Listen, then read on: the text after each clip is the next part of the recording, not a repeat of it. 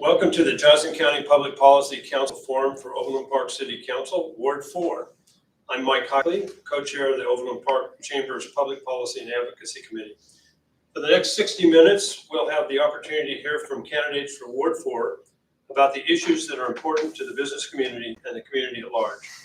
To start, let me introduce and welcome our candidates. On my immediate left is Stacie Graham, and to her left is Scott Mosher.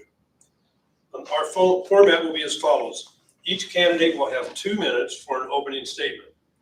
Candidates will then have 2 minutes each to respond to questions prepared by the Policy Council, and then we'll conclude with a 2-minute closing statements.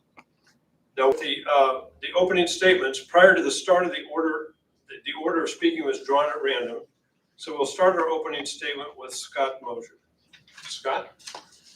Hi, everyone. My name is Scott Mosher, and I'm seeking the council seat in Ward 4. I didn't grow up in Overland Park, and this is a good time to let people know a little bit about me. I grew up on Okinawa, where my dad was in the service, and I spent 10 years over there as a young man, where I learned a lot about service.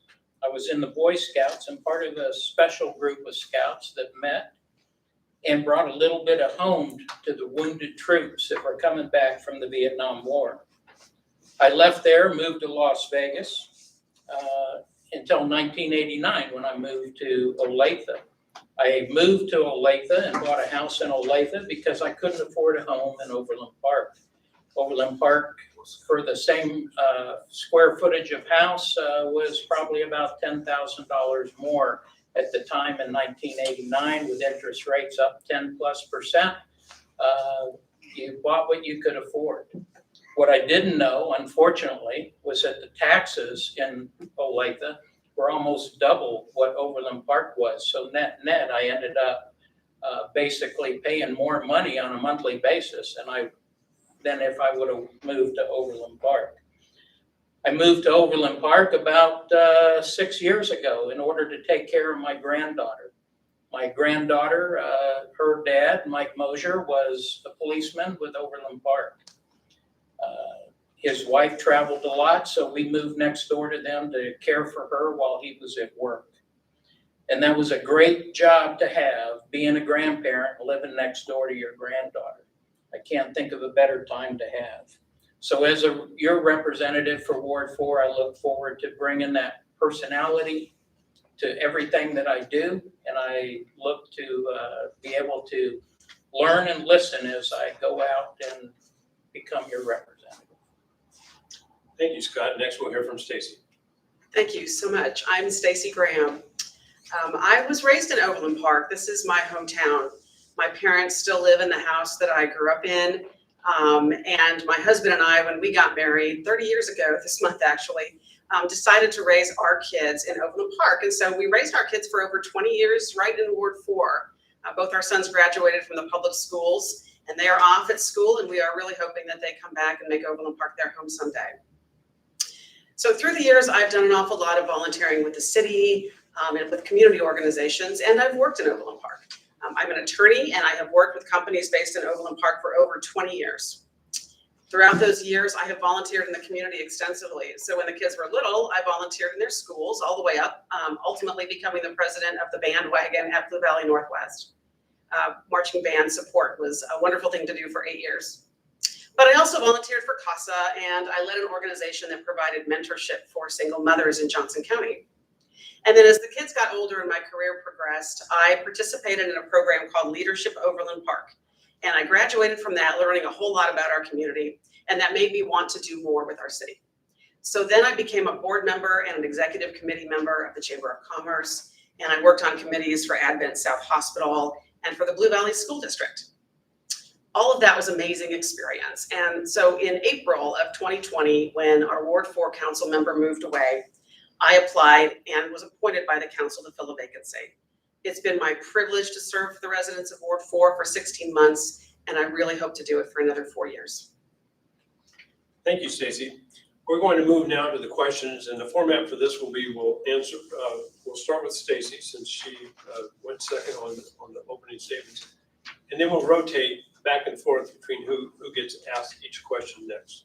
So Stacie, the first question is, A recent poll released by the Kansas City Area Home Builders and the Overland Park Chamber Foundation found that 75% of respondents believe that the city is going in the right direction.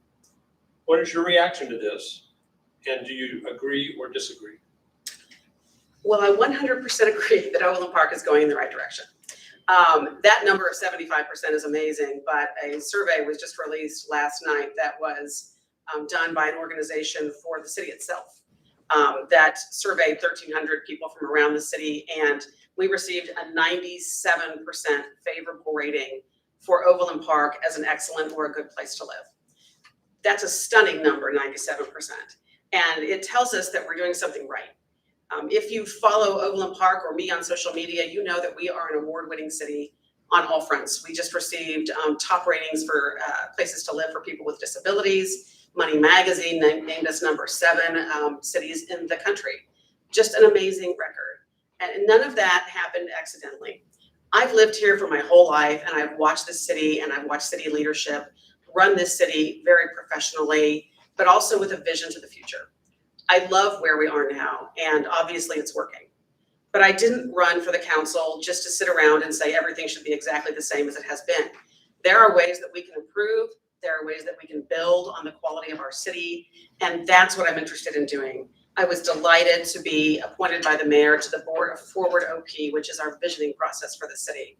There are many things we can do to work on the city and make it better. Creating places, gathering places for the city, varied housing types. We need to work on our infrastructure and make that even better, create more walkability and bikeability. So many ideas that I think that we can initiate in the city going forward for the next 20 years. It's a wonderful place, and I hope to build on that. Thank you, Stacie. Scott, do you want me to reread the question? No, I think I have it. Thank you. Well, I don't disagree that Overland Park is a great place to live. I live here, and there's a lot of good going on, but there's also a lot of room for improvement. Over the last year and a half or so, we've seen that the support for the police department has gone down. We've seen our infrastructure being inundated with less than acceptable roadways. We've seen that zoning laws have been changed and tax giveaways have increased. So there's a lot of things that we can do to improve, as well as not raising taxes on those that are paying the taxes on their homes using appraised value. There's a lot of things that we can do as a city council to be able to help those residents enjoy what the Overland Park has become. I will tell you that I hear all the time how everybody supports the police department. But when I hear statements that say they know what they were getting into when they hired onto the job, I have issues with that. When I hear about and see where going to city council meetings where people are cut off and ridiculed in city council meetings and told that they don't know what they're talking about, these are things that I think a better dialogue could happen. This is where we try to make sure that everyone in the council shows respect to one another. And these are the things that I see over and over that happen in our city council meeting.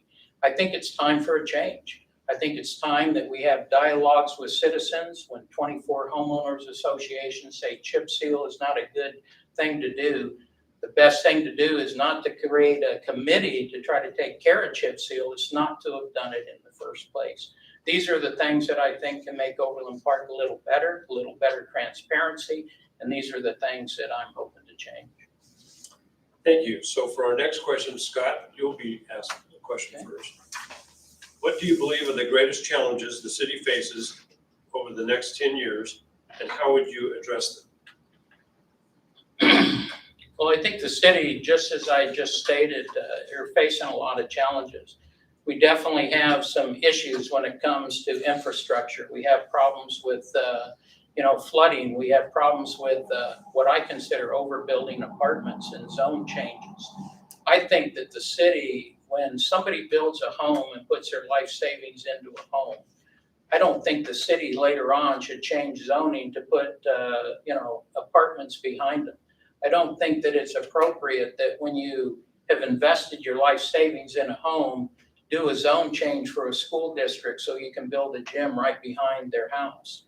These are the kinds of things that I see. I don't believe that the toll 69 highway should have ever been an issue. I will tell you this, that whole subject could have been put to bed very easily if the city council would have listened and just put it to vote for the citizens of Overland Park. Then this whole controversy over toll 69 highway would have been resolved. This isn't something that had to have been voted on right then. Yes, the city council have been working on it for a long time, but putting it to a vote of the people of Overland Park, I think there would have been a different answer. And I think that could have put this whole thing to bed. And also giving away tax money.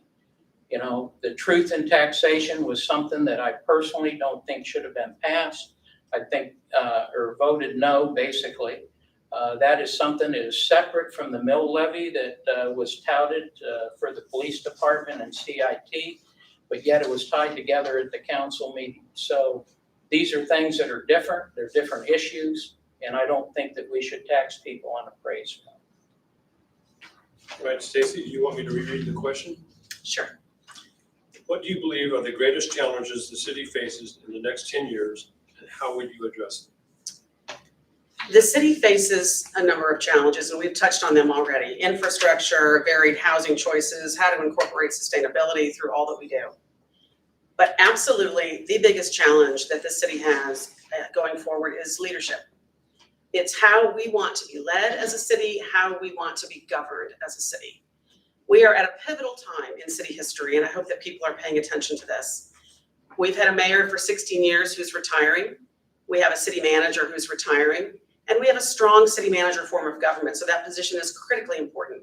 We have a number of senior staff who have retired as well. The next council and the next mayor are going to choose who runs this city going forward and how it is led. Some of the things that my opponent has touched on already, I think just exemplify what I'm talking about.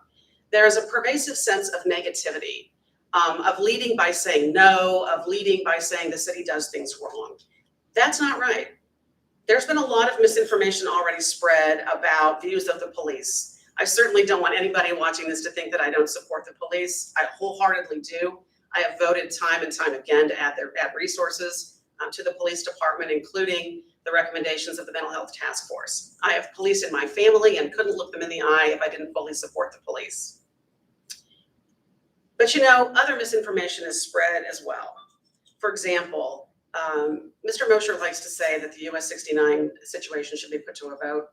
The only vote would have been to raise taxes on this city. I absolutely think that would have been the wrong thing to do. So the decision we made, I think, was the best for the city. Tax giveaways, for example, are not going up.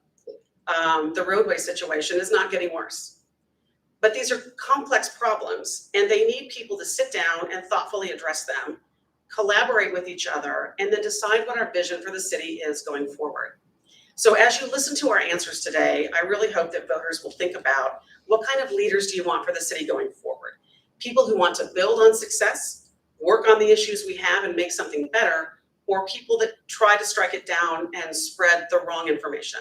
And I truly think that's the biggest challenge facing the city right now. Thank you, Stacie. So the next question you will answer first.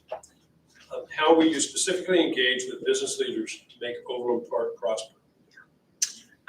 This is critically important as well, and it goes back to the issue of collaboration, right? So the city succeeds when we all work together. And that means the city's staff, the city council, residents, the business community, the nonprofit community. We all have to come together and identify shared goals and move forward. So I'll talk first about how I have interacted with the business community in the past. So for one thing, I am in the business community, right? So I'm a vice president at CNA Insurance, which is here in Overland Park. My career for over 20 years has been in Overland Park. I served looking at problem solving as a community. So if I'm permitted to do this for the next 4 years, I'll continue to do what I think is so important always, which is to sit down with everybody who has an interest in the growth and success of our city and figure out how to solve problems. Thank you. Scott, do you want me to reread the question? Would you please? How will you specifically engage with business leaders to make Overland Park prosper? What Stacie said, I totally agree with from a standpoint of collaboration, but that's not what I see in the city council. What I see is when I see the citizens come up, they present what they consider facts, and I see them come up and talk to folks with the city council, I don't see the collaboration happening. I see it being one-sided. We can go with the fence around the golf course. We can go with the street lights. There's a lot of different examples that we can use where collaboration or public outcry, because there has been no collaboration, didn't work. So if it's not working and people are unhappy, where's the collaboration? Where's the leadership? I agree that leadership needs to be strong in Overland Park, and I think it's going to be. I believe that a leader will sit down and listen to the people around them and will take into consideration what they say. And I don't see examples of that. 24 homeowners, said, we don't want chip seal. That should have been taken care of before it ever hit the streets. And then we go back to decisions by the council. You take a look at the camera system. I'd sure like that answered as well. But when you talk about the camera system at Shields Park, when the police officers association, the Fraternal Order of Police, was trying to get COVID supplies and talk to the city council and talk to the safety committee, that's when they were told that, well, they knew the job when they got it, that it was dangerous. These are the kinds of things where we talk a good story, but we don't always follow it. Why would we put a camera system at Shields Soccer Park when we have police officers facing COVID every day? We even had a police officer die of COVID. So the bottom line is that we can talk and we can say what we can do, but what do we do? And that's what I'm looking to change. All right, thank you. So this next question, Scott, you'll go first. Okay. Overland Park rates highly in countless community assessments, yet competition with other communities for jobs and quality employers is fierce. What tools would you employ as a council member to ensure Overland Park remains competitive in economic development? I think that having a good relationship and having a great place to live is probably the best thing Overland Park can do with employers and businesses. But at the same time, I don't believe that we should be able to give our tax money away to businesses to get them to move here. I do believe that because Overland Park is such a great place to live, and I believe that people are happy here in Overland Park, they should be calling us up to get a business to move into the city. And I think that the more we work with employers, the more we work with those that are trying to bring businesses in and have that open dialogue with them about what a great place Overland Park is to live, I think we'll start to get more businesses in. Let's face it, we're not going to be the city that's going to build an intermodal system in the middle of the city. There's a place for that, there's land for that somewhere, but not in Overland Park. We have to maintain the integrity of the people that are here as far as living conditions. And we got to be able to progress, yes, but at the same time, when we make a contract that when I move in, there might be a vacant lot next to me, but it's zoned for something like single family homes. We don't put a 6-story apartment building next to it. These are the kinds of things that I have the issue with. I believe that when I buy a house, that there should be a contract, more or less. It's a contract with the city that I'm going to know what's going to be there. And if I have, I'm moving into an area that has vacant land or has land, then I should be able to know ahead of time what's going to be there. You take a look, a good example of that is what's happening at Deer Creek. Putting apartments, at Deer Creek is just, to me, just not right. And that's the kind of stuff that I think needs to change within the city. So Stacie, you want me to reread the question? Sure. Overland Park rates highly in countless community assessments, yet competition with other communities for jobs and quality employers is fierce. What tools would you employ as a council member to ensure Overland Park remains competitive in economic development? So I wish it were as easy as Mr. Mosher thinks it is. I wish we could just say, hey, this is the greatest city in the world. We're award-winning. We're a wonderful place to work. We have lots of parks and it's a great atmosphere, and that businesses would just flock to Overland Park. It is, I know personally, not that easy. In addition to serving on the Chamber of Commerce, I also worked in a company that was based in Overland Park for probably 30 or 40 years. And while I worked there, they decided to move out of Overland Park and into downtown Kansas City. And a large reason why they decided to do that and take over 200 jobs with them is because of tax incentives that Kansas City, Missouri offered to them. It was heartbreaking to everybody who worked there. I know it was probably heartbreaking to the business leaders of the community, but it certainly was to me and my colleagues who loved working in this building in North Overland Park. And we moved. So it's not as easy as just saying Overland Park is great, let's attract new businesses. You know, I love Kansas and I love Overland Park, but we are not near mountains or an ocean, so we need to have something else, right, that attracts people here. We have it. We have an educated workforce. We have a wonderful quality of life. We have easy commute times. We have fantastic schools. All of that stuff needs to stay in place. So I would do what I can on the city council to make sure all of that does stay in place. But we are going to have to do a few other things as well. First of all, we're going to have to create space for these businesses to come. So during my time on the chamber, we had a shortage of office space. There were just not enough places for these businesses to move into with their employees. So we have to make sure that we are building that office space so that there's a place for them to go. And then we have to make sure that there are reasons for them to come here, and that may involve partnering with them. Now, Overland Park, I want to make clear, does not offer tax incentives to move companies across to another city or across state lines. We don't do that. We just think it's bad policy, and so we don't engage in it. And we rarely offer tax incentives to anybody. I think out of all the development in Overland Park, maybe only 10% has tax incentives associated with it. And the reason we do that is to bring to Overland Park something we really need, or something we really want, or to remediate an area that is in distress. That's it. And we're very careful about it. So I would look at those tools to get jobs here, businesses here, and good salaries here. All right, thank you, Stacie. You'll get the next question, go first. As you are aware, the current city manager has announced his retirement. What qualities and characteristics do you want to see in the next city manager? So I want to see in the next city manager many of the characteristics our current city manager has: integrity, a high ethical standard, a strong work ethic, right? He also needs to have a vision for what the city should be. He needs to be collaborative, he or she needs to be collaborative in working with the council, in working with the business community, and working with residents. The new city manager is going to have a lot on their plate. We are embarking on an infrastructure advisory group that's going to make recommendations next spring about how to attack infrastructure for the next 10 to 15 years. There's a lot of key staff to hire. There's just a lot to work on in the city, and that city manager is going to have to be somebody who can tackle large problems with a lot of consideration and working with a large number of people. I am optimistic that we will hire an excellent city manager as we go forward. But again, I want to make sure that anybody listening to this understands what an important job this is going to be. Bill Ebel has managed our city well for many years, and we have benefited from stable leadership over the years. So whoever we choose next is going to have to be somebody that we want to commit to our city for a long time. And that's a really important job to do. All right, Scott, you want me to reread the question? No, I think I have it. Thank you. I think that the next city manager is going to have to be a strong leader. He's going to have to be somebody that, in my mind, is a people person. He's somebody that I can't disagree with all the things that Stacie said. I think those are good attributes in a city manager.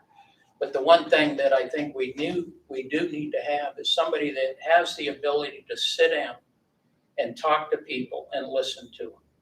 I think that the bottom line is, if a city manager can walk around the office and just pull up a chair and sit down and talk to somebody, that's a sign of a good quality leader to me.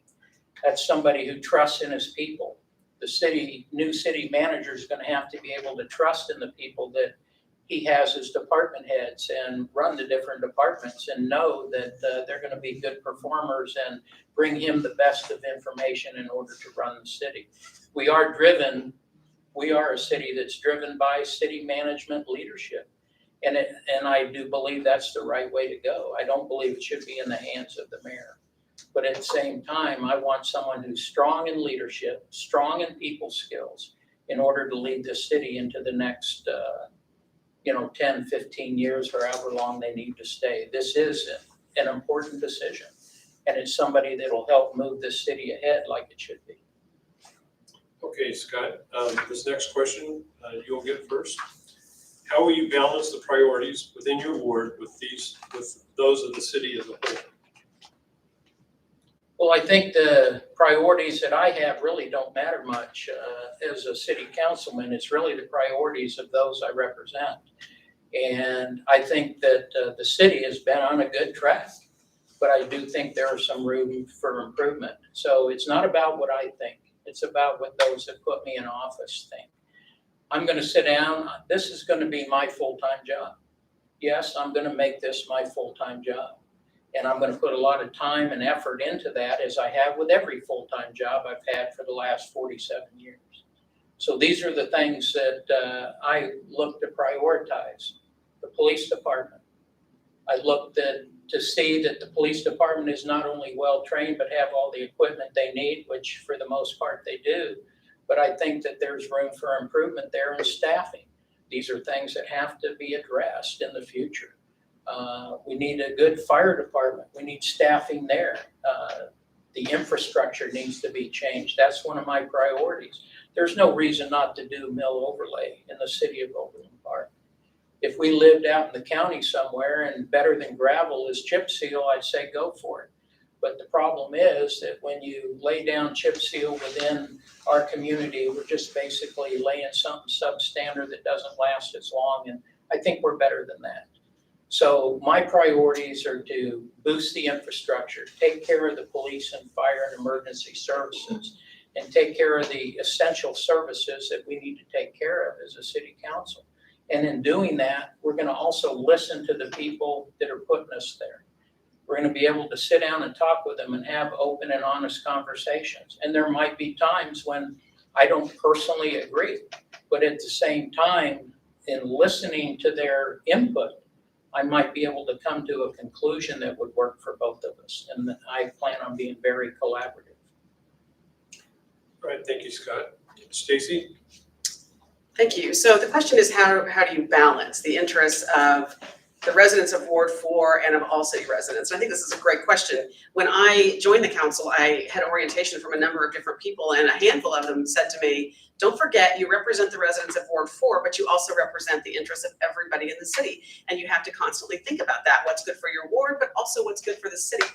And Ward 4, I love. It's such a wonderful, interesting place. We have the golf courses, we have Deanna Rose, we have fantastic things there.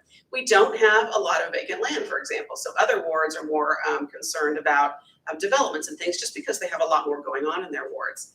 And our housing situation tends to be less varied. So there's less, concern about that. It's pretty established, so it's already built. But the Ward 4 concerns that I hear when I knock doors, when I hold forums online or in person, what they're concerned about are just keeping the good things really good. So they want me to focus on public safety. They want strong and reliable city services like snow removal and repairs to their streets. But they also want us to look forward. They want us to incorporate more sustainability measures in city operations. They want me to look at development. They're concerned about the growth of apartments, and they want to look at varied housing choices. So their interests are very much aligned with the interests of all residents in the city. But when you make decisions and try to strike that balance between the entire city and Ward 4, I think it's a good idea to find out as much as you can about what Ward 4 residents think. So for example, when I voted on the US 69, we had the benefit of a survey and I could see exactly what answers Ward 4 gave on that issue. And now we have 2 satisfaction surveys that came out from the chamber and from the city itself. And I can drill down and see what people in Ward 4 are concerned about. And I have to take that with me into every council meeting, into every vote, to make sure that I understand what the residents think and vote accordingly. All right, thank you, Stacie. So this next question you will answer first. According to the Johnson County Community Housing Study, Overland Park needs approximately 4,600 owner-occupied housing units at or below $250,000 per unit, and approximately 2,700 rental units with monthly rent at or below $1,000 to satisfy attainable housing needs by 2030. What is your reaction to this finding, and what specific proposals would you bring to the table to support attainable housing goals? That finding doesn't surprise me at all because I've obviously observed it for myself. So just in my own family, I have a 19 and a 23-year-old, and my husband and I just want them to move back to Overland Park, right? But I'm well aware that when they get their first jobs, that they're not going to be able to afford to buy a house in Overland Park. There's just a very low supply of affordable homes to buy in the city. So they'll be renting. And many of the apartments that we are currently building have very high price tags on them. They rent for $2,000, and that is affordable to some people, but not to people who are beginning their careers.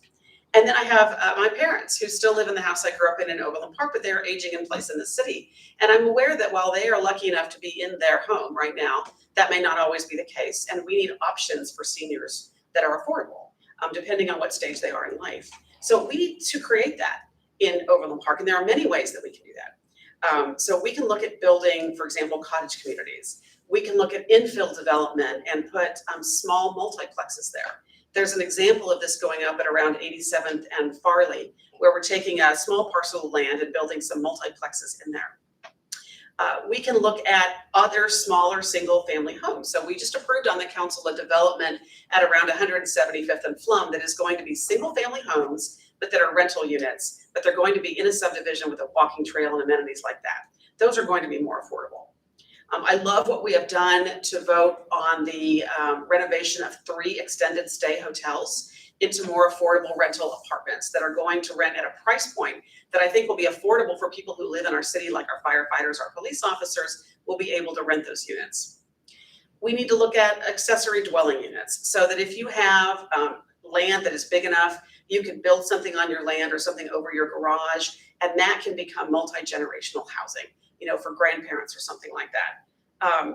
There are so many options. The housing study lays out many of them. I think it's a really exciting topic and one that I would just love to work on. Thank you. Scott, do you want me to repeat the question? Yes, would you?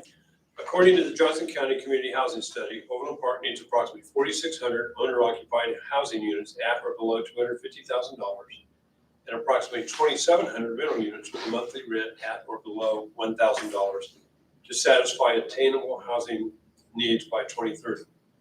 What is your reaction to this finding, and what specific proposals would you bring to the table to support attainable housing goals? Well, I think the city of Overland Park, the houses are expensive. I know that. I live in an apartment. What I pay for my apartment, I pay 2.5 times less for my house in Independence. And so I will tell you that I understand that apartments doesn't necessarily mean affordable. I believe that affordable housing is attainable in Overland Park, but I think it has a place. I think, when you have a high $400,000 home, you don't want to put apartments next to it and say, well, I'm doing that because it's affordable. I believe that there can be smaller homes built on smaller land sizes, maybe zero clearance villas, duplexes, or even multiplexes. I think that if we can get, some homes under 200,000, yes, we're going to get a new crop of young people that are just starting out that'll be able to add to the city of Overland Park. One of the biggest problems that some cities have is that their population gets older and older, and the prices get so high that they don't draw in new, younger people. And I think we need to do that. But I don't think apartments are the way to go. I think that apartments, while I live in one, and I have one of the best apartment owners out there, he spends a lot of money. And by the way, he did an overlay instead of chip seal in our apartment complex.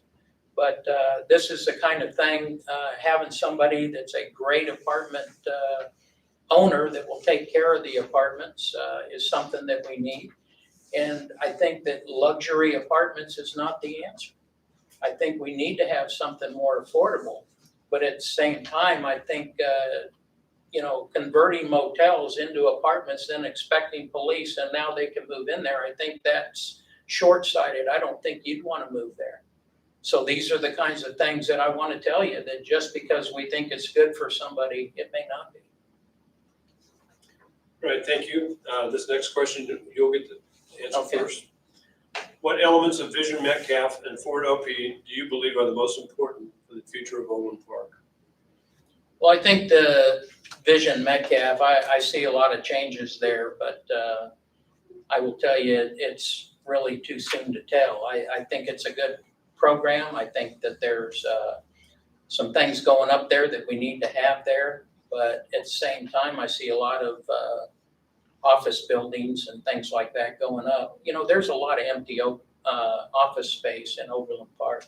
If it were me, I would offer tax incentives to people that are going to remodel these dilapidated office buildings, or ones that, you know, may be on getting ready to be rebuilt.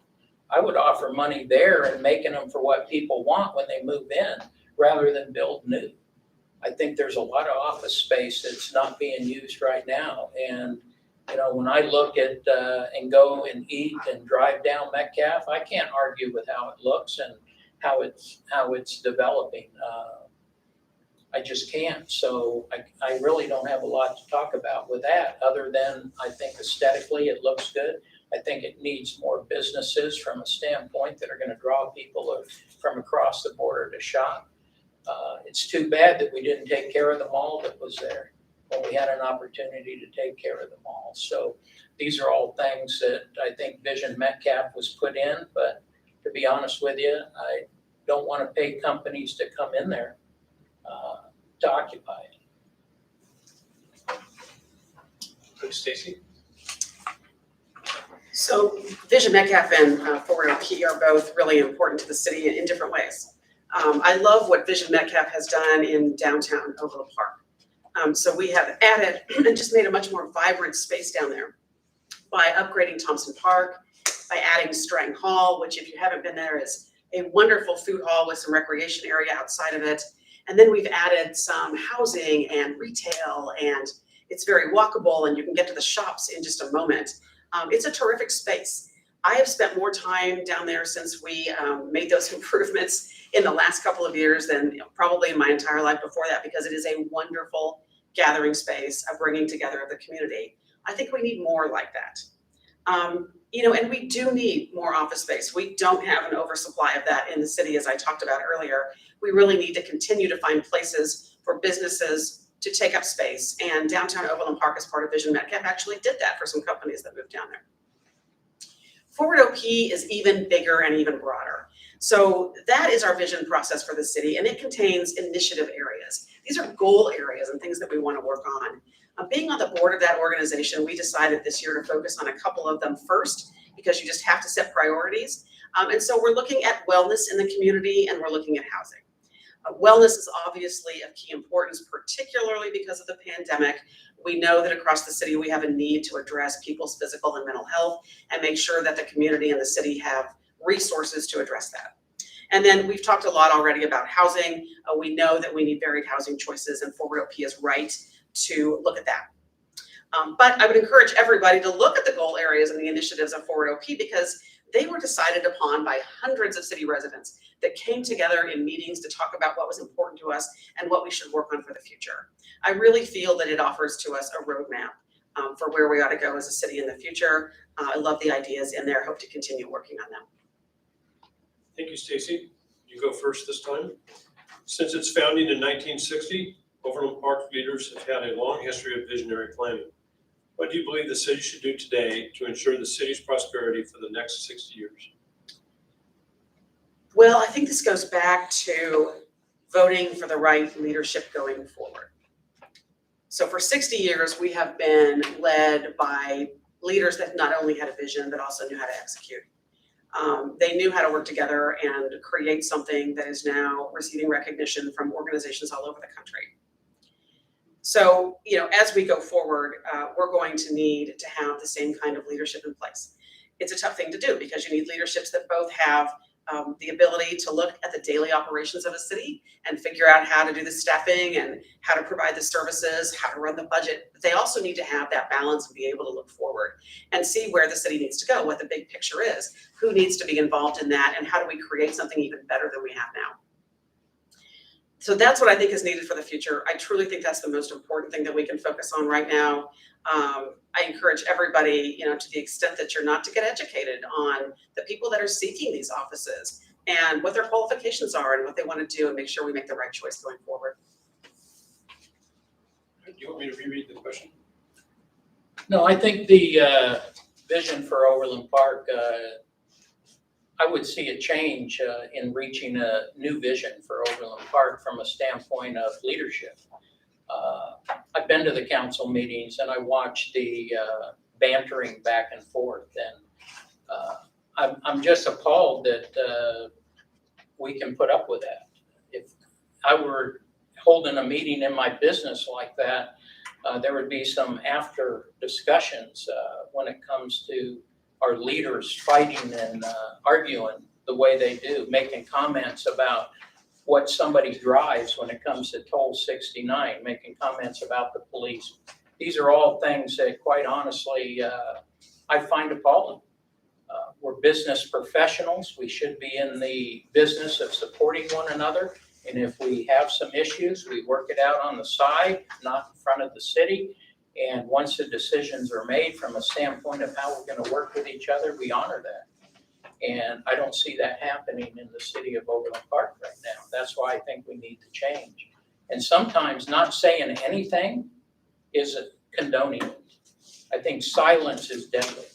When you have a group fighting and you don't say anything to put a stop to it, or you don't try to intervene and say, hey, look, this something needs to be offline, or this something needs to be resolved later, I find that a lack of leadership.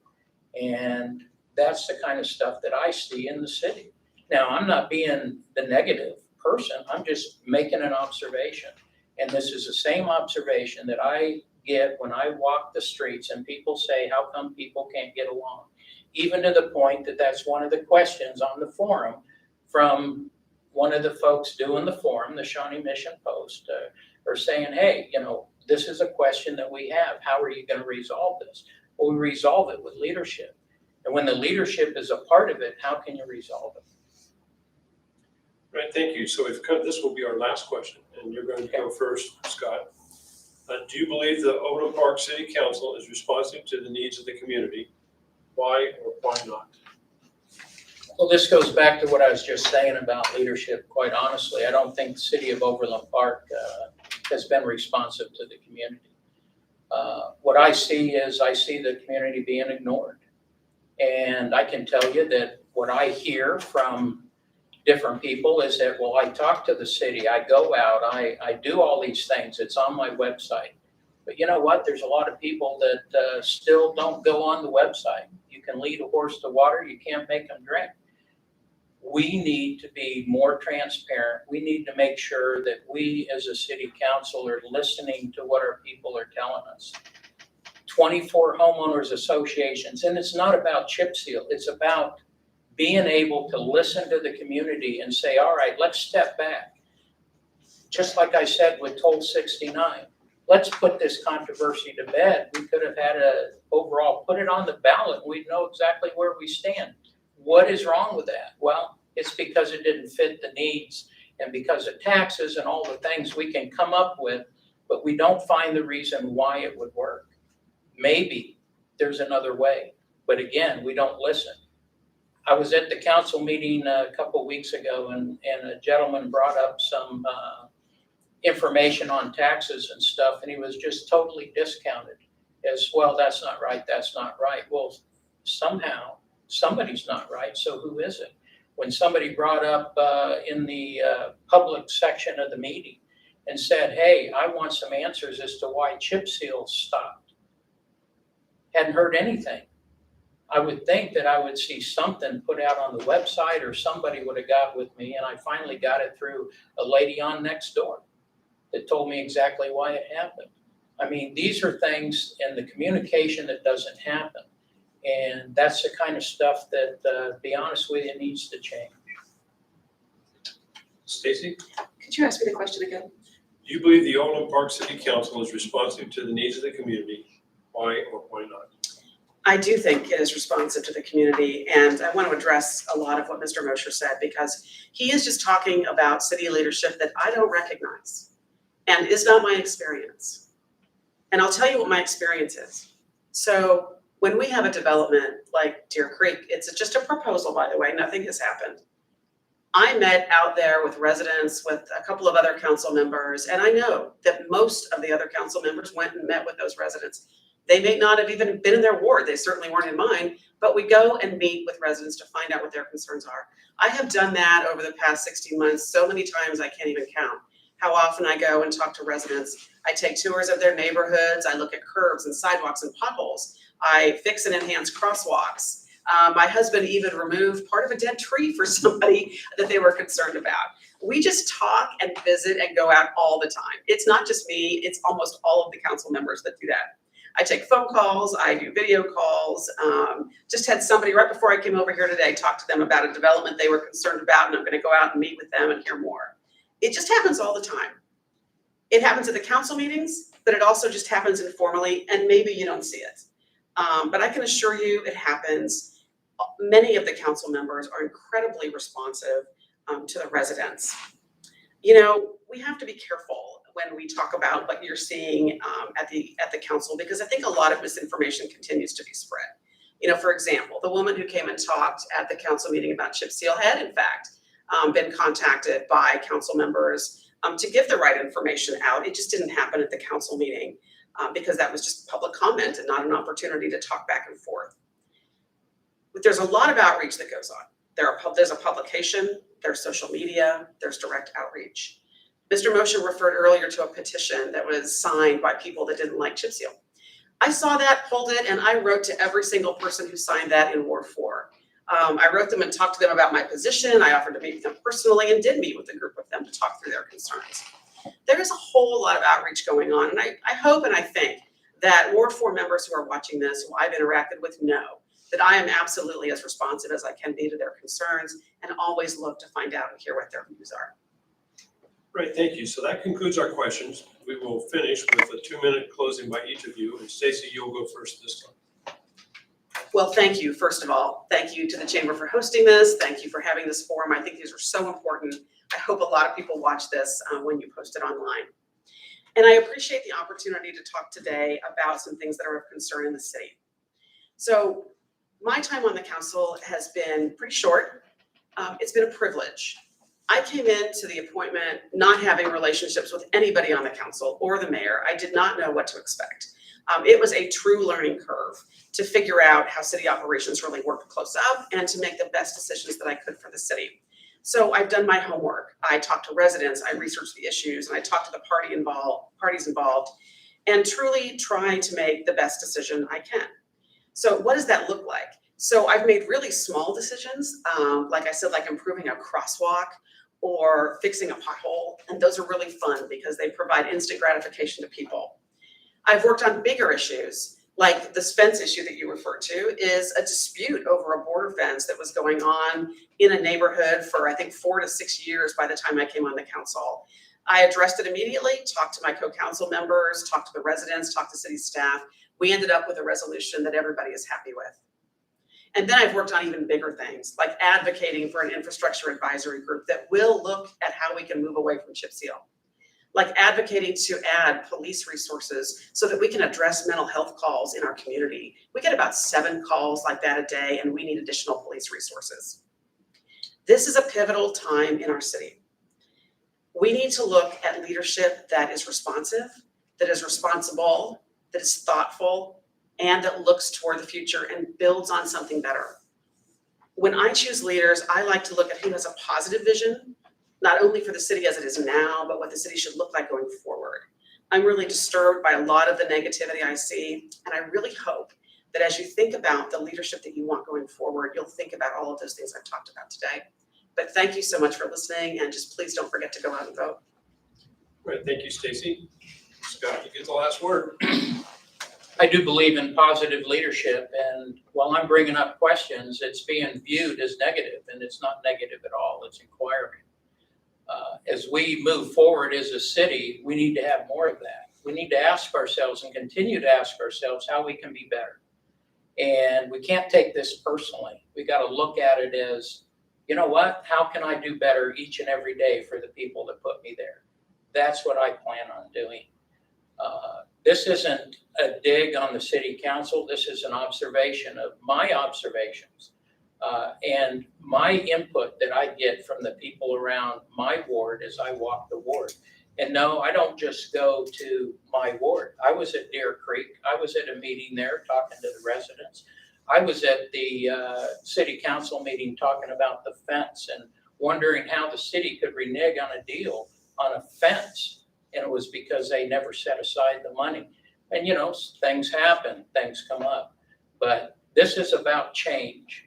I think that the city council, there needs to be some change. There needs to be fresh outlook towards the future. And I don't see it as being negative. I'm not negative against my opponent. I think a lot of her. I think she's done a lot of good work. She had to learn. I'm going to have to learn as I get into the council.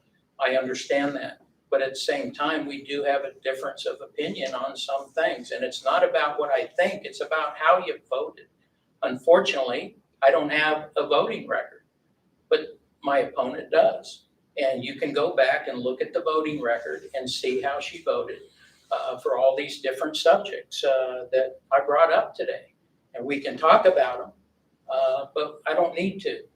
Because when we talk about leadership and we talk about doing something, we don't do it after the fact. We do it before the fact by getting input, being totally transparent, and sitting down and talking to those that put us in that position. Thank you. Well, I'd like to conclude by thanking everyone for attending, and for those who are watching online. I'd also especially like to thank our candidates today for participating in today's forum. We truly appreciate your time and willingness to serve the community. A recording of this event will be posted on our voter education site, votejoco.com. Finally, we encourage everyone to learn about the candidates and vote. Advanced voting in person begins on Saturday, October 23rd, and polls will be open on Election Day, Tuesday, November 2nd, from 7 a.m. to 7 p.m. Thank you all and have a good evening.